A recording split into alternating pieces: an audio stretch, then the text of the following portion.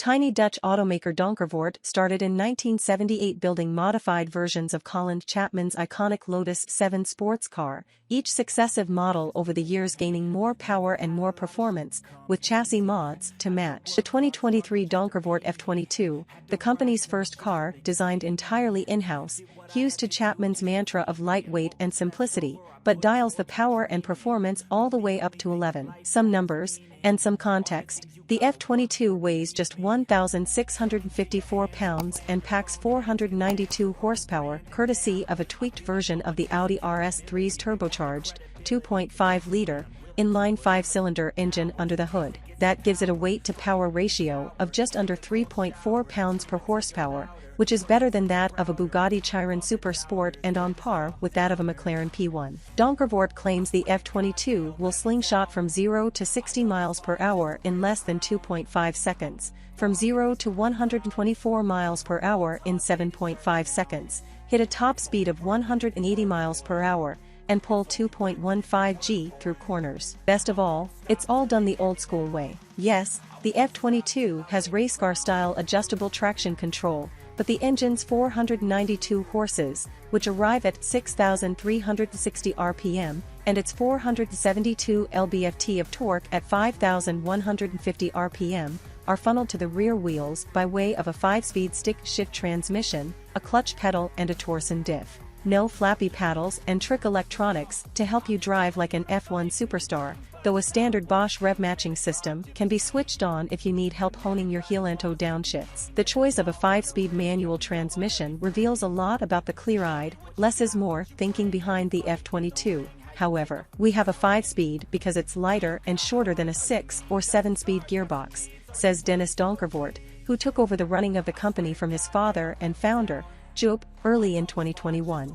We get our straight-line speed from being ultra-lightweight and having a strong, torquey engine, so we don't need all those gears to give us performance. It also means drivers make fewer gear changes per lap, allowing them to enjoy more of what they're doing behind the wheel. The F22 is built on a brand-new hybrid steel tube and carbon fiber chassis that has twice the torsional and bending rigidity of the outgoing Donkervoort D8 GTO individual series. Suspension is multi-link front and rear, with height-adjustable active shocks that offer 6 different damping settings and can raise or lower the car 1.4 inches. Standard steering is unassisted and quick, needing just 2.7 turns of the wheel to go from lock to lock. EPS is available as an option. Brakes are by AP Racing, with steel discs and 4-piston calipers up front, the whole system weighing 22 pounds less than that used on the D8 GTO. Donkervoort says the F22's braking performance is 30% better, too. An optional race car-style Bosch ABS system allows drivers to adjust the system's intervention threshold,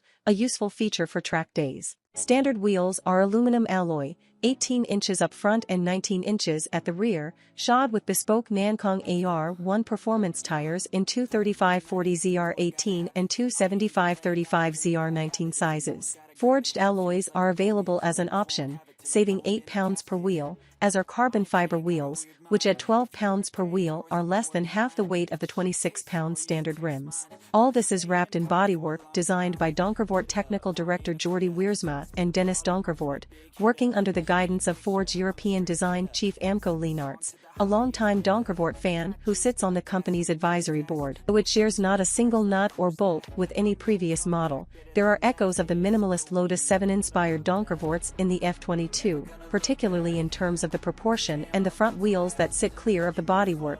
The forms and surfaces and graphics are pure 21st century supercar, particularly at the front and rear. The F22 is a significantly bigger car than the D8 GTO, though at 159.0 inches long, 75.3 inches wide, and 43.5 inches tall, it's hardly a road hog. Some of the increased length and width is for crash protection. Donkervoort says the F22 is undergoing homologation for sale in the US, some helps the aerodynamics, some contributes to increased luggage space, and some goes to a cabin that's 4.0 inches longer and 3.2 inches wider than the D8 GTOs. Weather protection is improved, too, courtesy of what Donkervoort calls a twin targa roof that comprises two removable carbon fiber panels above the doors that sit either side of a central panel that can also be removed. The two roof panels, which are each secured by 3 manual latches, can be stored in a bag in the 10.5 cu ft luggage compartment. The central panel is detached via a button in the cockpit. The interior features lots of carbon fiber and microfiber.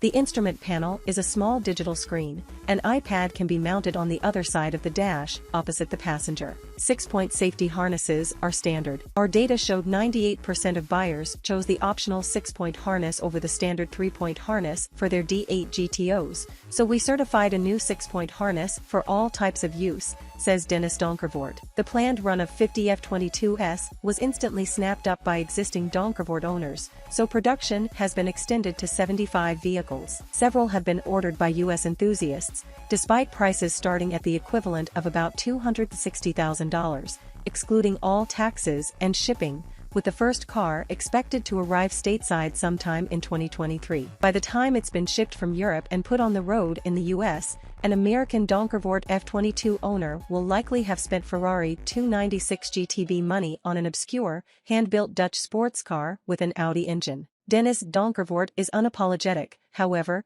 we understand that a safe choice suits some people, he says. But Donkervoort customers didn't get where they are by always making the safe choice.